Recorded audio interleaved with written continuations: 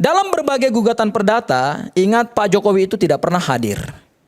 Meskipun sudah diwakilkan oleh tim kuasa hukumnya, di dalam perdata itu memang yang hadir itu adalah kuasa hukumnya, tetapi ingat, di dalam gugatan perdata ada kewajiban dari tergugat untuk hadir dalam forum mediasi. Itu ada permanya itu. Ada peraturan Mahkamah Agung yang mengatur bahwa tergugat pada saat dilakukan mediasi wajib hadir dan tidak boleh dikuasakan oleh kuasa hukum. Tapi selama ini Pak Jokowi kan tidak pernah hadir. Saya berikan kesempatan pada Bung Sangaji. Silakan Bung Sangaji. Ya, makasih Mas Aiman. Mas Aiman, sebelum kita masuk ke sini, ini karena juga salah satu isu yang belakangan juga mendapat perhatian dari publik ya. Sebagai orang Maluku, saya menyampaikan keprihatinan yang mendalam atas peristiwa di Matraman yang melibatkan beberapa orang Maluku dan warga setempat, dan kita menyampaikan belasungkawa yang dalam atas korban dari beberapa saudara kita. Dan sebagai bangsa Indonesia, Mas Aiman, saya kira ini menjadi pelajaran supaya kita tidak mudah terprovokasi. Kita harus mengutamakan dialog, dan tentu yang lebih penting adalah kita menjaga kebersamaan sebagai warga bangsa demi perdamaian dan kedamaian bagi bangsa ini ke depan.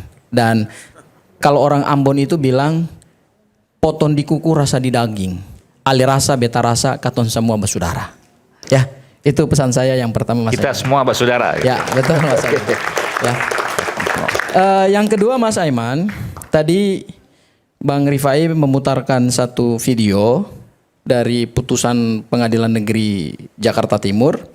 Jadi gini, di dalam sistem peradilan pidana, baik advokat, kemudian jaksa maupun hakim, itu masing-masing punya kewenangan sendiri-sendiri. Dan produk hukumnya juga beda-beda. Dalam persidangan pidana, mahkotanya jaksa itu kan adalah pada surat dakwaan. Artinya surat dakwaan itulah yang menjadi dasar dari diselenggarakannya suatu peradilan pidana. Kemudian bagi hakim, mahkotanya ada pada putusan. Bagi advokat, mahkotanya ada pada pembelaan. Ya, termasuk dalam membuat eksepsi atau nota perlawanan, termasuk juga adalah nota pembelaan. Nah, kalau kita lihat di putusan hakim kemarin, putusan itu harus dibaca dalam dua konteks.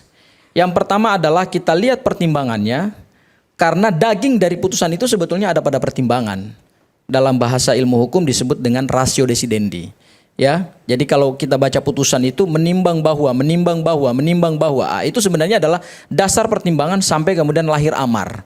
Amar itulah adalah putusan dari hakim. Nah, saya ingin menyambungkan antara apa yang dipertimbangkan oleh hakim terkait dengan surat dakwaan yang tidak cermat, tidak jelas dan tidak lengkap, kemudian dinyatakan batal demi hukum, itu harus kita lihat pada pertimbangannya. Apa pertimbangan hakim sampai kemudian langkah yang harus dilakukan oleh jaksa, apakah pertimbangan itu memuat pertimbangan bahwa jaksa harus melakukan perbaikan terhadap surat dakwaan, ataukah sebetulnya hakim tidak memberikan jalan itu kepada jaksa penuntut umum untuk melakukan perbaikan terhadap surat dakwaan. Nah, saya ingin putar bagaimana pertimbangan dari hakim. Saya akan putar aja langsung dari sini, Mas Emma. Oh, audionya. Ya, audionya langsung seperti Bang Rifai supaya berimbang gitu. Ya, ntar ya, saya akan. Nah, ntar ya. Memperhatikan ketentuan pasal 75 ayat 2 huruf B, ayat 3 dan pasal 206 ayat 1 Undang-Undang Nomor 20 Tahun 2025 tentang Kitab Undang-Undang Hukum Acara Pidana. Memperhatikan ketentuan pasal 75 ayat 2 huruf B, ayat 3 dan pasal 206 ayat 1 Undang-Undang Nomor 20 Tahun 2025 tentang Kitab Undang-Undang Hukum Acara Pidana serta peraturan perundang-undangan lain yang bersangkutan. Mengadili, menyatakan permohonan dari tim advokat terdakwa tersebut diterima. Oke, jadi Mas Aiman, di dalam pertimbangan pasal 75 yang tadi dikutip ayat 4-nya oleh rekan saya Bang Rifai, hakim sebetulnya dalam pertimbangannya hanya mempertimbangkan pasal 75 ayat 2 dan ayat 3. Ayat 2 itu adalah terkait dengan syarat pembuatan surat dakwaan harus jelas, lengkap, dan kemudian cermat. Dan ayat 3-nya terhadap surat dakwaan yang disusun secara tidak cermat, tidak jelas dan tidak lengkap, maka dapat dinyatakan batal demi hukum. Artinya, hakim tidak mempertimbangkan bagi jaksa untuk melakukan perbaikan terhadap surat dakwaan yang diatur dalam ayat 4. Ya, ini pertimbangan serius ini, ya. Makanya kemudian pertimbangan ini berkorelasi dengan amar putusan. Sehingga dalam amar putusan Majelis Hakim Pengadilan Negeri Jakarta Timur, hakim tidak memerintahkan jaksa untuk melakukan perbaikan terhadap surat dakwaan, ya. Nah, karena ini berkorelasi saya kira dengan apa yang disampaikan oleh Pak Prof Gayus, bahwa dalam putusan itu kan ada dua, dapat dibatalkan atau batal demi hukum. Nah, yang ini batal demi hukum. Kalau dia batal demi hukum, maka semua kerangka dakwaan yang dibangun oleh jaksa itu rontok semua. Oke. Dari mana Anda bisa menyimpulkan bahwa putusan setelah itu batal demi hukum dan kemudian menghapus seluruh predikat terdakwa dari Dr. Tifa? Kan dalam amarnya disebut begitu. Menyatakan surat dakwaan sekian-sekian oleh jaksa penuntut umum batal demi hukum. Itu amar putusan. Dakwaannya batal demi hukum. Yes. Itu yang mendasari bahwa segala predikat terdakwa lepas. Iya, karena gini. Kita harus bedakan seperti tadi disampaikan oleh Prof Gayus. Ya. Perkara ini sebenarnya perkara yang akhirnya menjadi laboratorium hukum Indonesia ya dalam rezim hukum pidana baru ya. Karena ini rezim hukum pidana baru ya, baik KUHP maupun KUHAP. Tersangka itu seseorang yang disangka berdasarkan dua alat bukti. Kemudian status tersangka itu siapa sih yang memberikan? Penyidik yang memberikan. Dalam hal ini adalah Polda Metro Jaya. Kemudian Polda Metro Jaya mengirimkan berkas. Kemudian berkasnya dinyatakan lengkap, maka kemudian tersangka dan berkasnya diserahkan kepada penuntut umum. Disitulah kewenangan penyidik selesai. Close. Dari penyerahan tersangka dan barang bukti itu, jaksa kemudian melakukan penuntutan. Kalau tadi tahapnya adalah tahap pra penuntutan, maka begitu pada naik tahap penuntutan, seseorang tersangka itu berubah status menjadi terdakwa. Terdakwa itu syaratnya adalah, terdakwa itu definisinya adalah tersangka yang dihadirkan dalam persidangan dan kemudian dituntut, diadili dan didengarkan keterangannya. Makanya sampai hari ini Mas Roy statusnya belum jadi terdakwa, masih tersangka. Sehingga kami punya hak yang diatur dalam pasal 158 KUHP baru untuk mengajukan pra peradilan. Makanya pra peradilan kami diterima dan pra peradilan kami yang ketiga ini juga tetap diproses oleh Pengadilan Negeri Jakarta Selatan. Karena kenapa? Mas Roy belum berubah baju dari tersangka menjadi terdakwa. Kenapa? Meskipun registrasi perkara pidananya 300 Pit B 2026 sudah keluar oleh Pengadilan Negeri Jakarta Timur, tapi Mas Roy belum didakwa dengan pembacaan surat dakwaan. Sementara Bu Tifa, ini surat dakwaannya sudah dibacakan dan sudah keluar surat perlawanan. Makanya kemudian hakim menyatakan surat dakwaan batal demi hukum, sehingga Bu Tifa sebagai seorang warga negara hari ini bebas dari semua tuduhan. Itu clear itu. Ya, sepanjang belum dilakukan ada langkah hukum yang baru dari jaksa penuntut umum, entah mau melakukan perlawanan terhadap putusan Pengadilan Negeri Jakarta Timur atau mau melakukan perbaikan surat dakwaan. Sepanjang itu belum dibacakan dan belum diregistrasi secara sah, maka hari ini Bu Tifa adalah warga negara yang bebas secara hukum. Itu clear itu. Ya, nah. Kemudian yang kedua Mas Aiman, saya kira ijazah ini memang menarik ya Mas Aiman ya. Banyak sebenarnya forum yang bisa kita gunakan untuk membuktikan ijazah ini asli atau palsu. Ya, tadi ada gugatan perdata. Dalam berbagai gugatan perdata, ingat Pak Jokowi itu tidak pernah hadir.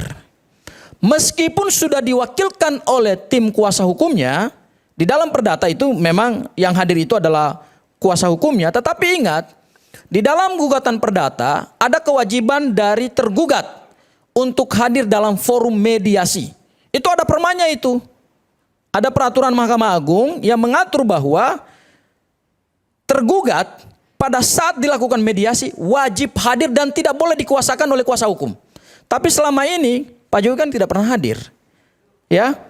Selalu kita dengar dari kuasa hukumnya mengatakan, oh itu tidak penting buat Pak Jokowi karena bukan Pak Jokowi sebagai penggugat atau bukan Pak Jokowi sebagai pelapor. Nanti aja dalam perkara pidana gitu. Ya memang perkaranya berbeda gitu. Dalam perdata, Pak Jokowi itu orang yang digugat. Maka orang yang digugat, apalagi ini mantan presiden, saya kira juga harus menghormati dan mematuhi forum peradilan perdata. Karena peradilan perdata itu adalah bagian dari kekuasaan kehakiman. Itu sah secara hukum negara. Jadi kita nggak bisa milih-milih gitu loh. Kalau perdatanya saya nggak mau hadir, tapi pidananya aja. Kalau saya melaporkan yang lain, kemudian mereka jadi tersangka, boleh saya hadir gitu. Nggak boleh begitu.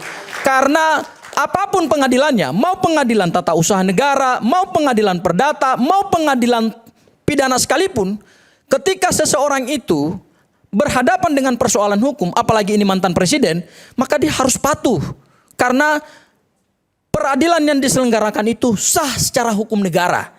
Ya, diatur di dalam undang-undang kekuasaan kehakiman, diatur dalam undang-undang hukum acara pidana, diatur dalam undang-undang peradilan tata usaha negara, dan juga diatur dalam HIR atau hukum acara perdata. Jadi kalau dikatakan bahwa Pak Jokowi hanya bisa hadir di peradilan pidana, ya karena Pak Jokowi yang melaporkan mereka dan mereka jadi tersangka gitu loh Mas Aiman. Jadi sebetulnya pilihan Pak Jokowi untuk mengambil langkah melaporkan mereka secara pidana, ini menurut saya adalah sesuatu yang sebenarnya dari awal ini kita kita debatkan sesuatu yang kurang tepat. Kenapa? Karena yang dituntut oleh warga negara, semua warga negara di Indonesia, semua warga negara Indonesia adalah ada sikap negarawan dari Pak Jokowi untuk memberikan klarifikasi aja. Hal yang sangat simpel, hal yang sangat sederhana, hal yang tidak butuh, hal yang tidak butuh para pengacara. Masalah. Tidak akan menyelesaikan masalah. Ya karena tidak menyelesaikan masalah karena Pak Jokowi tidak pernah menunjukkan. Coba kalau Pak Jokowi menunjukkan, masalahnya pasti selesai. Ini kan asumsi. Asumsi bahwa kalau Pak Jokowi nunjukin, masalahnya nggak akan selesai. Itu asumsi. Ya, tidak menunjukkan aja menimbulkan masalah. Kalau menunjukkan, pasti masalah selesai. Karena apa? Semua orang pada akhirnya bisa melihat ijazah itu secara langsung. Ya, tanpa perlu mengarahkan relawan, tanpa perlu di sini ada Bang Rifai dengan para pengacaranya, ya. Dan bertahun-tahun loh, Mas Aiman. Bertahun-tahun kita ada di Rakyat Bersuara hanya memperdebatkan selembar-lembar ijazah. Yang sebenarnya ini deliknya adalah delik pencemaran nama baik. Nah, kalau kemudian kita lihat laporan pidananya Pak Jokowi, ya, seperti tadi yang sudah disinggung oleh Prof. Gayus juga, ingat, laporan Pak Jokowi ini adalah deliknya, kualifikasi deliknya adalah pencemaran nama baik dan fitnah. Apakah ijazah akan dibuktikan di dalam persidangan pidana? Kita belum masuk kepada proses pembuktian loh. Ini baru putusan selah. Saya ambil contoh, ya. Saya ambil contoh. BAP-nya Pak Jokowi, kebetulan saya yang baca di Pengadilan Negeri Jakarta Selatan pada saat kami pra-peradilan yang kedua. Yang pertama enggak, tapi yang kedua. Karena kita menguji pasal 32. BAP Pak Jokowi itu 90% keterangan Pak Jokowi justru adalah tuduhan terkait dengan fitnah dan pencemaran nama baik. Terkait dengan ijazah itu hanya sekitar 4-5 pertanyaan. Ini di BAP? Iya. Dan itu pun penjelasan Pak Jokowi terkait dengan apa yang mau sampaikan di situ? Satu, ya saya buka saja ya, meskipun ini harusnya jadi materi. Buka saja nanti sebentar aja. Saya minta waktu 2 menit aja untuk saya break sebentar. 2 menit aja. Oke, baik. Saya akan kembali nanti hanya 2 menit. Saya akan kembali ke Bung Sangaji. Baik, Mas Aiman.